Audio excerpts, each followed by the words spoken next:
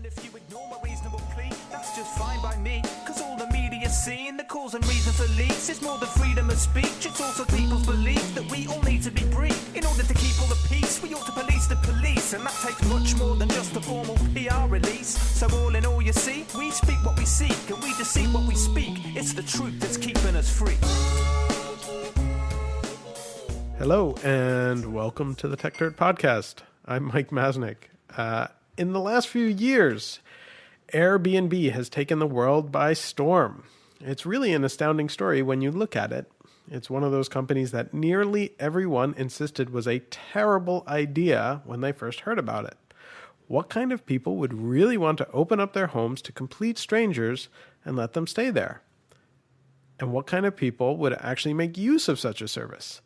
Even Airbnb's initial backers at Y Combinator thought that it was a bad idea that needed to change. And yet, it took off in an astounding way. It's available around the globe. The company is worth many billions of dollars, and it is insanely useful. While I've never rented out my home via it, I've used Airbnb to find a place to stay multiple times. And each time I've actually had an amazingly wonderful experience, significantly better than basically any hotel I've ever stayed at. Just a few weeks ago, I needed to find a place to stay for a series of meetings in Sacramento, and for whatever reason, basically all the hotels downtown were booked up. Other than one whose the top Travelocity review talked about giant bugs all running all over the place. So I turned to Airbnb, and within an hour had found and booked an entire apartment within walking distance to the state capitol at half the price of the bug-filled hotel. The apartment was actually perfect in almost every way. Interacting with the owner was easy and done entirely by text message, and it allowed me to get into the apartment early in the morning, use it until late on the afternoon that I was leaving, and things that, many hotels don't let you do. My other experiences with Airbnb have been similarly great. And yet, there are plenty of critics of Airbnb. Certainly, the traditional hotel industry has not been a fan, arguing that the service allows anyone to skirt consumer protection regulations that they're required to follow, creating unfair competition. This argument, to me, frankly, seems a bit overblown. However, a potentially more on-target complaint is that it is actually driving up the cost of housing in certain areas, especially cities with an extreme housing crunch, like right here in San Francisco. The city here recently passed some new laws designed to officially make Airbnb legal, even though it was widely used, mostly by ignoring the previous regulations.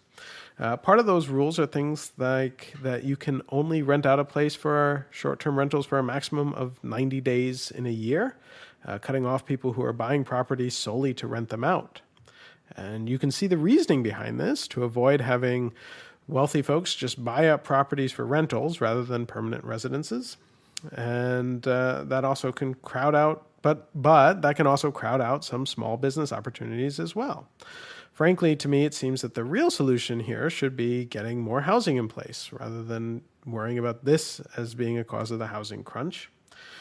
And so rather than dealing with the symptoms of the problem, deal with the actual problem itself. However, there is a legitimate concern that Airbnb may be fundamentally changing how some cities operate, both in terms of permanent housing and in terms of tourism and hotel industries and things like that.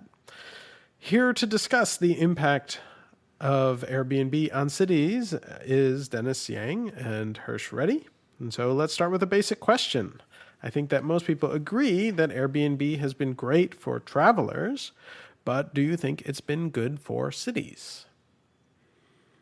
Well, it depends on who you mean in cities, right? I certainly think for the citizens of cities, yes. I don't know about specifically the hotel industry or the bureaucracies of the cities. I mean, sure, but some people will argue that citizens of cities, if the housing prices for them go up, that's a problem. And then there are also complaints about when everyone is renting out their place and you have all different people coming in and out, that it's not great, for neighbors and people in a neighborhood where they have lots of strangers coming through, whereas they used to know everyone. So, there are arguments against that. and I see by the look on your face, which nobody else can see except those of us in the room, that you disagree strongly with that. Well, this thing about like people coming in and out of our neighborhood. Do you live in a city? I mean, do you live in a city? I mean, if you live in a city, I hope we're talking about cities and not some gated community somewhere. Because if you live in a city, the essence of a city is people coming in that you don't necessarily know. Sure. And so that just doesn't make any sense. Yeah, but I mean, even within cities, right? There are local communities, and like your street and or an your apartment building, building, apartment building. Apartment yeah. buildings have very valid. It's like if I moved into an apartment building and it was, all of a sudden a few of the apartments constantly had, new people coming in and out, maybe I would be a little bit concerned, and it's not particularly great. I think that you obviously don't think that this argument's that valid. I do wonder about the rising, the cost. the pressure that it puts on rental prices and housing prices in a market in which the supply is limited, though. But we could. I thought Mike neatly deflected that, because we could go down a rat hole about why housing prices are so high, right? I think I agree 100% with Mike that sort of this Airbnb stuff is kind of messing around with the symptoms at the periphery, and the real problem is the housing stock, and they need to loosen up sort of the ability for builders to build more housing. I don't think there's anyone that will disagree with that we need more supply. I think the flip side of that argument is of course that Airbnb and renting out your apartment for a few days out of each month allows more people to afford the increasing rents, which then of course applies more upward pressure towards the market, right? Like that's it's kind of it's all connected, right? But the question is this: where do we want to go with that? Because to some extent, if the real thing is that we want people to be living in the city and owning their property, etc., why do we even allow people to own units to rent them?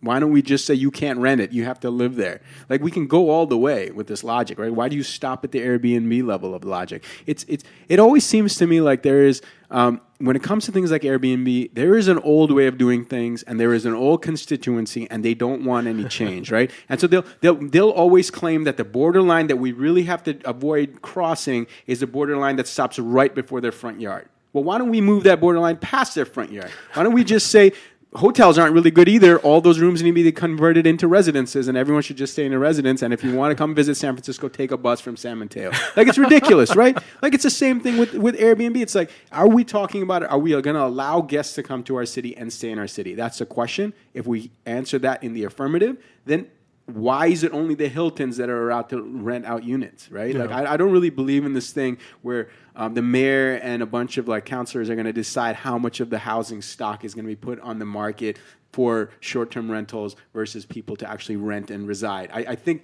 top-down planning that way just doesn't work. I mean, you don't know how demand is going to fluctuate. But the thing with the housing market is that in a fluid and liquid marketplace, supply and demand can basically move to respond to different market forces, right? Housing is so slow to respond to the demand. It is slow because of all these other issues, not because of Airbnb, right? It's slow. Right, but I think what the point that Dennis is making is that the reality of the market today is what it is, yes. Right? So, yes, right? We all agree that it would be great if we got rid of certain regulations and we could increase the housing stock. And in an ideal world, we would be like, okay, how many housing units do we need today? Cool, we will provide that many housing units. But tomorrow, right? Tomorrow. But not possible. But the fact is that's not happening. So given the situation that we have today and the fact that for better or for worse, that's not changing tomorrow. Yes. Does Airbnb have a negative impact on the housing? Sure, but let's think about who. Okay, and how do we temper it? And I think that there's if it needs to. Now, see, you guys are asking the wrong question. You're asking the wrong question. The question is this: look, if I have a room in my house and I want to Airbnb it, and now all of a sudden the government says I can't do that, so they want to impinge on sort of my right to sort of, or I'm not going to say right, but my ability to sort of rent out my room, right? Uh-huh. Yeah. And if we have all these issues and we're trying to solve them because we think the only practical way to do it is to sort of stop people from renting out their bedrooms or their in-law units in their backyards or something like that. Okay, fine.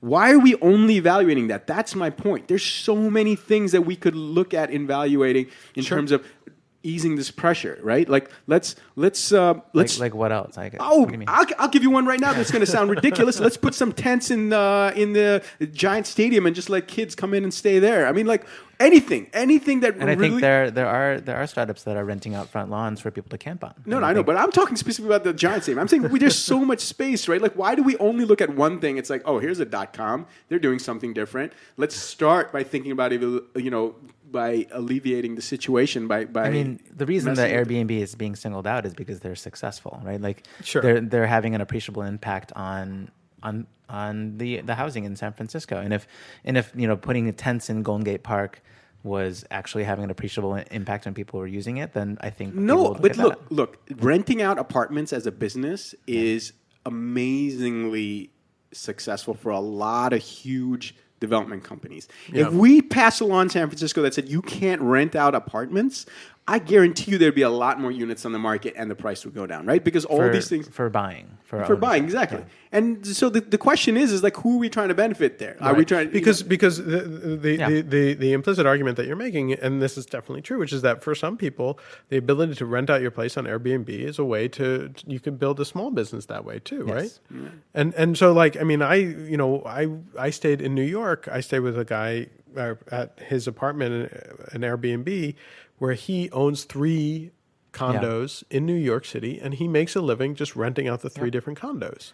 Yeah. And I think that's I actually dug a little bit into the listings within San Francisco last year and found that I forget what exact percentage of listings had multiple, how many owners had multiple listings, Right. But it was, to me, I was actually surprisingly large that it was.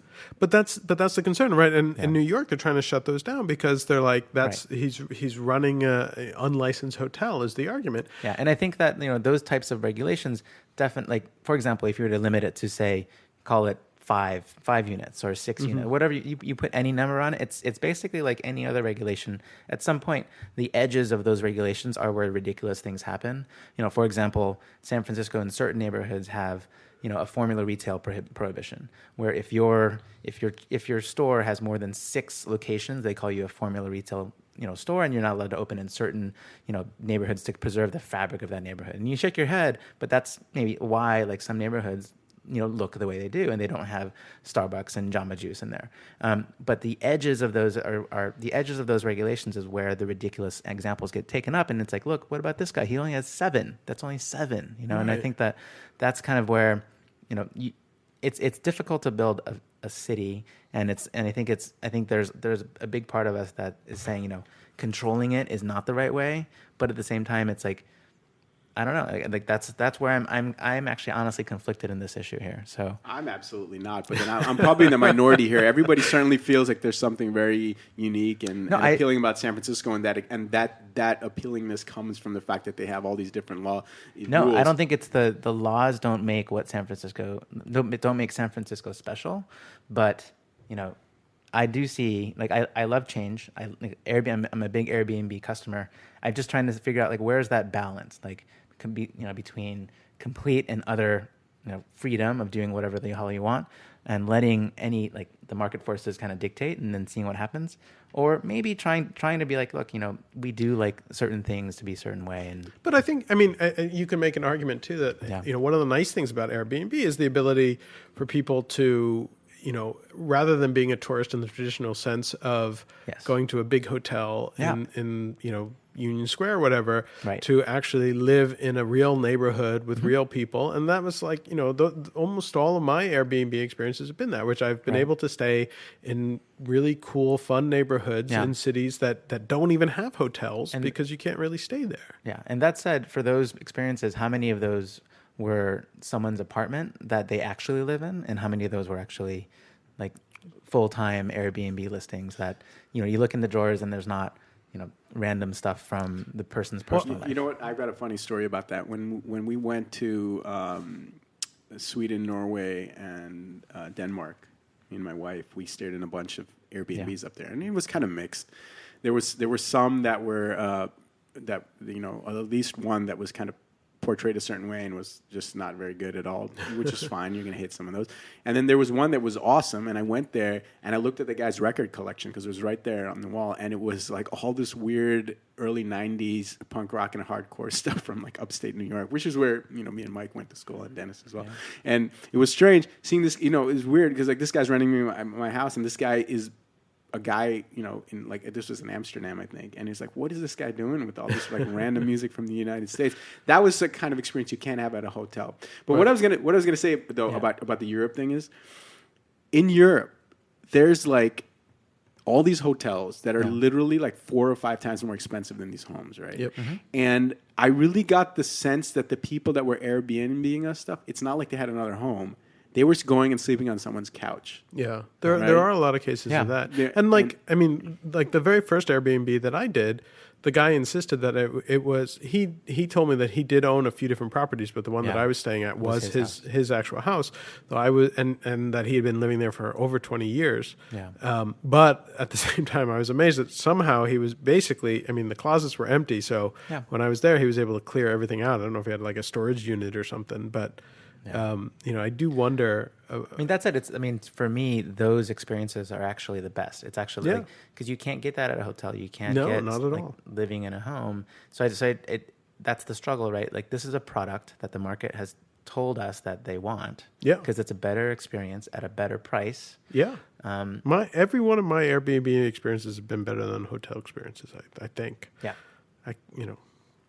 So then, and then as such, so if it has an appreciable change on the city, like how do we balance those two things, right? Right. Like, and that I think that's why I'm conflicted. Turn hotels into condos and let them be rented out on Airbnb. Right. I mean, shouldn't there be downward price pressure on the hotels then? And then at some point, there is, I'm sure. Yeah, but there doesn't. I mean, there's but seem hotels to be. are still, Well, this is San Francisco, where like even the Airbnbs are filled to capacity, right? Like, I mean, and they're not I cheap saw either. something that was like Airbnb capacity in San Francisco was like almost around 90% or something. Available Yeah. or filled. That filled. Like, I mean, we're also very But who knows? San Francisco centric here. I would be very curious to see what the Airbnb market looks like in Las Vegas, for example. Sure. Which I mean, and I just had a little bit of experience in Sacramento, as I said in the opening, which I was wondering about that because all of my Airbnb experience before that had been in New York City, which is a big city also, and I thought maybe that's not representative. And in Sacramento, honestly, like the selection, there wasn't a great amount of selection, Right. And so I was a little bit limited there, and we'd actually looked at some Airbnb stuff in San Jose not too long ago for some other folks, and there wasn't a huge selection, it seemed to me, in sort of downtown areas. Right. And so maybe it does depend on kind of where you are. And Well, I've never stayed in an Airbnb where I didn't get the whole unit. You know, like Yeah, it me wasn't neither. and I've never had like just a room. you never actually had the airbed. Yeah, exactly, or a couch or whatever. But it seems to me like Though my favorite, I will let you get, but my favorite Airbnb is the guy who is letting you sleep in his Tesla. Yeah, that's a pretty good one. Where is this? It's in his garage. In Arizona, he has a Tesla, and you can sleep in. He has an airbed that he puts the back seats down, and you can fit an entire airbed. How much does that go for? I think it's like $60 a night. $60 a night. Is Arizona that expensive? Like, what the hell? You And get away with? It's novelty. It's more about the novelty, and he's also an Uber driver, and With a Tesla. and he'll pick you up and drive you back to his house, and you're allowed to go in and use the bathroom, but basically that's it. You're staying in his car in the garage. Yeah. That's absurd. But he points out you can if it gets cold, you can put the car on because there's no exhaust. Yeah, you won't die. Anyway, from sorry, carbon. that's off. But I mean, for me, there's another bigger theme that Airbnb and to that matter, like Lyft and Uber also touch upon, which is kind of this shared economy thing, and utilization in general. Like if you think about, right now, kind of houses and offices in general, but buildings in a city, like the fact that people live in one space and then leave that space to go to work, and then that space sits vacant and fallow during the day, and vice versa, is actually very interesting, right? So I feel like Airbnb starts to put systems into place to essentially increase the utilization of available space in a given very limited area, and that to me is very interesting, right? So I mean, you could conceivably, right? I mean, you could see where somebody could do an Airbnb where you could let somebody work in your empty house all day while you go to work. Yeah, and know, there's a new app called Breather that I just installed. That it allows you to rent people's spaces for an hour or two. I've seen something similar. I don't think it was called Breather, but there's another one. So there's another one like that too. Yeah. So if you want to go, if you want to come work here at my house, like you can just come here, pay me whatever $10 and work here.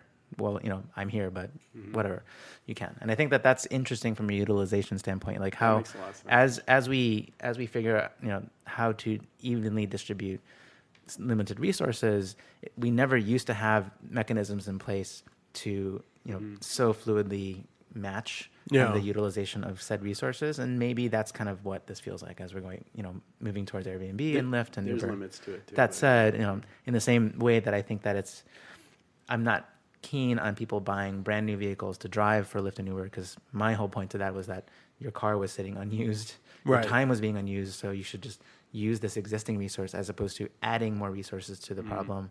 In the same vein, it feels a little bit disingenuous to kind of what Airbnb is looking to solve with this utilization thing by kind of having custom, buying whole new buildings. Properties just to rent them out on Airbnb. Yeah.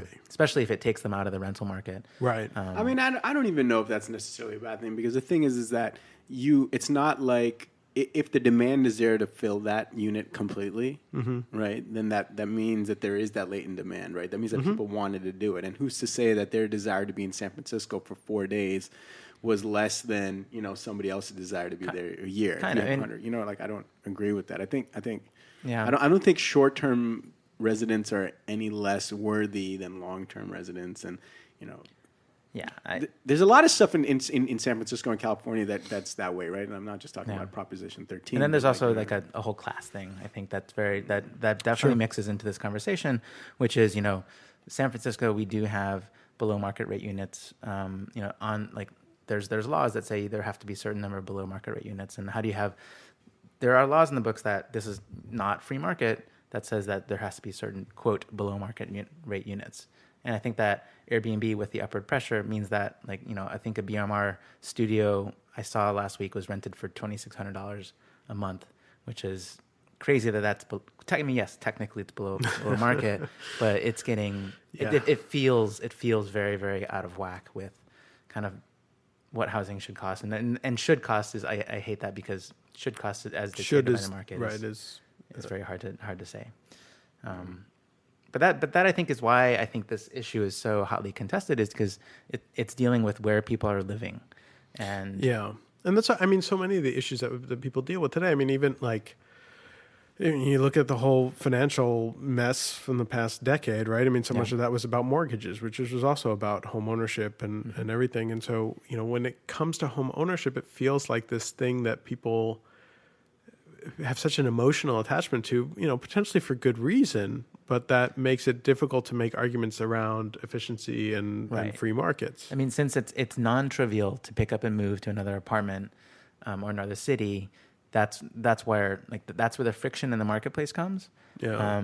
And especially when very real human feelings are concerned, the free market and why it feels really cold. I think think about this, man. Like I don't know if you can put that on the free market. I don't think our mortgage market is a free market, right? No, it's not. If lenders would not go around giving people that don't make $200,000 a year loans for $2 million houses or $1.5 million houses, right? So there's something weird going on when the government must be subsidizing, and I don't know the mechanisms of it, but there has to be some kind of subsidy happening somewhere along the line, right? And if that's happening, and if people with low incomes are getting into these houses that are extremely expensive, then that's what causes their inability to sell when the market dips, and that's what causes labor to be unable to kind of move. It's not kind of like that's a failure of the market. The failure of the market happened way earlier in the step when a non-economically viable loan was made to purchase this thing that was like way out of your kind of league, essentially, right? Like, and we have a lot of that going on. Like to what extent is San Francisco's huge housing price rises? To what extent is that due to the fact that it's very easy for people to get loans to pay these huge sums, right? If you couldn't, there'd be less people in the market to buy it, and the prices would have to fall. So, and these are very difficult economic questions to answer, right? Like what? Yeah, but I think there's a point in that putting the blame on Airbnb is obviously it's not entirely, misplaced. But it's one of the factors, right? The reason the tech boom is another place people are putting the blame. Right. The fact that San Francisco has beautiful weather. Well, if you like the same weather all year round. Like The same beautiful weather. I mean, it's cold, but that has to blame, right? Like these are all factors that kind of contribute the lack of housing supply. There's no one thing that has contributed to the rise in housing prices. And I mean, it's just, I don't know why whenever people debate aside from about the lack of supply, but I guess that's the one thing, right? The lack of supply thing is so central. It's like, I don't know why people don't think about this every time they talk about housing prices. If there's only, let's say, 800 space for 800,000 residents in San Francisco, I don't know what the number is. Maybe it's 1 million. Let's say 800,000, right? Let's say only 800,000 people can live in the city, and no one else, and everybody wants to live here in the Bay Area, say, because it's the coolest spot to live. Or I guess Oakland will argue with that, but you know what I mean? So that people are going to bid for those spots like musical chairs, right? And the price of those spots are going to go up. Now, if you increase and make it like 3 million people can live here, then a lot more people can squeeze in. And instead, what we're saying is it's always going to be 800,000 people that can live in San Francisco, but we're going to take $200,000 of that. 200,000 members there, and City Hall is going to decide who's going to get those apartments. We're not going to put it on which is essentially what happens, right? When you do subsidized housing, it's like it's doled out politically, or I don't know how, some kind of lottery. I'm not really sure what the mechanism is. And it's like, remember, the other 600,000 people in the city have to subsidize the 200,000 in terms of they have to pay more for units. Because if you build an apartment building, and if, say, 20% have to go below market, that means they will increase the charge of the other ones to make up for that difference. And so... Yeah, but I mean, again, I don't think anyone denies that. I think, no one denies it, but it doesn't come into debate when someone's talking about Airbnb putting on... It's almost like a tiger invaded your picnic and is eating your from the leg up.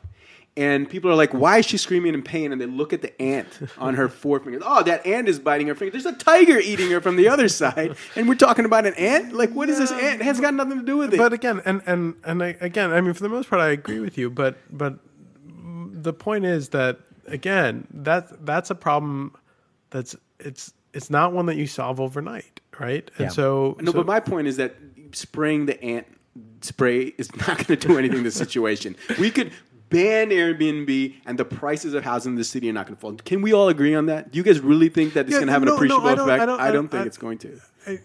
But I think there are legitimate questions about does Airbnb change the nature of the city, and then is that good or bad, right? Yeah.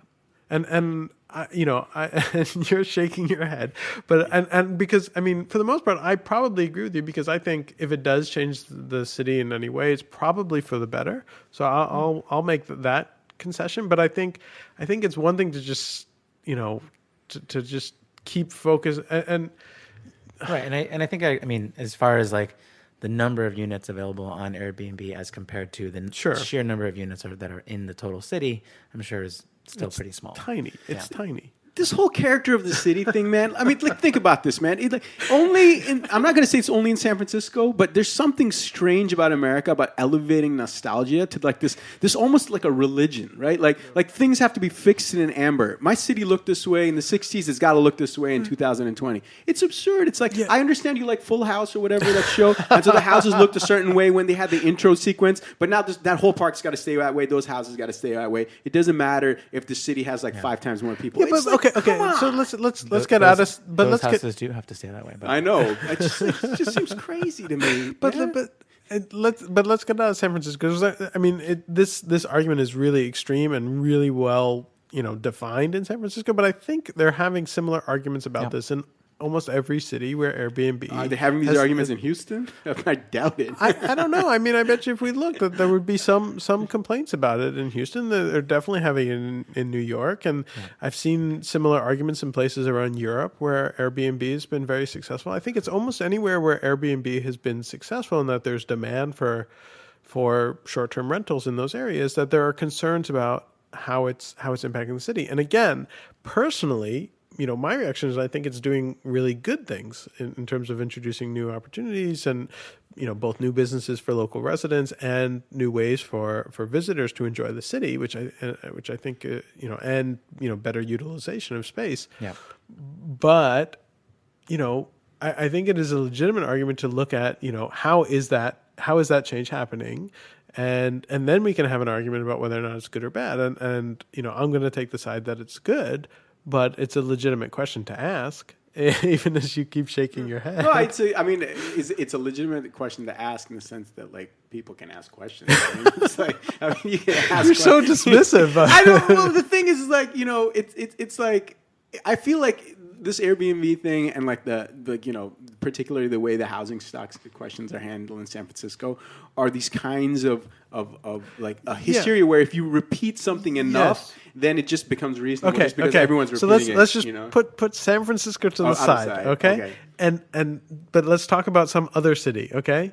And just think about it from the perspective of some other city, so you get away from just the specifics of San Francisco. In any city, the opposition to these kinds of things, right? Like Airbnb, is it always comes from the same kind of places, right? There's like, let's see, is it 2 or 3 things we would cover? One was opposition from the fact that like it's changing the character of the city. The second thing is opposition from the fact that it is reducing the housing stock, and perhaps a third thing which we didn't really cover was the fact that if you don't regulate it, it will be a different quality of hotel than the regulated. Right, there's hotels, sort of right? a safety aspect, and we haven't really which we talked didn't about that touch too much. on, And but that one, I actually am the most sympathetic towards. There could be some argument. I'm the least sympathetic. Yeah, but but that's a different. But that thing, one we have an argument. Okay, but the other I mean, how two. about the level playing field thing with taxes and stuff? I think I'm okay with taxing. No, I Airbnb, think that's fair too. I mean, if you're making one set of people pay taxes, But certainly. you know, we should I make mean, everyone pay taxes. Yeah. I think that's fair. Well, I mean, it's not that simple, actually. I mean, there are a bunch of different things to it, but well, it depends how you assess the taxes. and I think to some extent, like the arguments around safety and regulations are sort of date back to a time when where you had an information asymmetry, right? Where you needed regulations to make sure hotels were clean and safe because you had no way of knowing that before they were that, right? Safe, yeah. Whereas now, I mean, every Airbnb that you do, like I read the reviews thoroughly, and and I often try and communicate with the people who are renting the place out to see how communicative they are and things like that, and there's enough information going back and forth that and this is not to say that there aren't. There will never be issues, and there certainly are issues. But I think the reasons that those regulations were put in place, well-meaning at the time, don't necessarily apply when you can have that information sharing. Yeah. So I mean, maybe like regulations like that should have a time limit, right? Like you pass a certain regulation after. Well, I mean, you can make an argument, and some people have, and I have Every at times law too, should that have every law should have some sort of every law should sunset be period. renewed. But historically, even when you do have laws with sunset periods, when it gets to I mean, for example, the Patriot Act, they get to the sunset period and then everyone freaks out and they of course renew it because it's so You it's can't imagine life without it. Right, it's something of a fig leaf to say renew the laws, but that's a whole other issue. Maybe another podcast that we'll do. We are just about out of time here. Do we want to have any final thoughts beyond more houses in San Francisco? Yeah, I mean, I'm all for change. I think it's very, very awesome to see so much. I think it to have this stuff in the dialogue means that we're making a difference and things are changing, right? And I think that's great.